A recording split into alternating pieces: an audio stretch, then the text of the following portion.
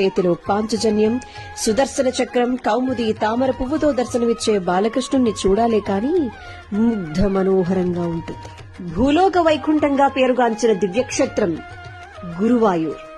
దేవతల గురువు బృహస్పతి, వాయుదేవుడు కలిసి శ్రీకృష్ణ విగ్రహాన్ని ప్రతిష్ఠించినట్టుగా స్థానిక స్థల పురాణం చెబుతోంది. దక్షిణ ద్వారకగా పేర్గాంచిన ఈ క్షేత్రంలో స్వామివారి మూల విరాట్ రాయితోనో లోహంతోనో కాకుండా పళాంజనం అనే మిశ్రమంతో తయారయ్యింది. సాక్షాత్తు శ్రీకృష్ణ భగవానుడే తన విగ్రహాన్ని తయారు చేసి ద్వాపరయుగం చివరి రోజుల్లో తన శిష్యుడైనటువంటి ఉద్ధవునికి ఇచ్చినట్టుగా పురాణాలు చెబుతున్నాయి. ద్వాపరయుగాంతంలో యావత్ ప్రపంచం నీట మునిగిపోయింది. చిన్ని కృష్ణుని విగ్రహాన్ని బృహస్పతి గురువాయూరులో ప్రతిష్ఠించారు. ఈ క్రతువులో వాయువు తన ప్రభంజనంతో సముద్రాన్ని ఉప్పొంగించారు. ఈ మహత్కార్యంలో గురువు వాయువు కలిసి పాల్గొనడం వలన ఆ క్షేత్రానికి గురువాయూర్ అనే పేరొచ్చింది.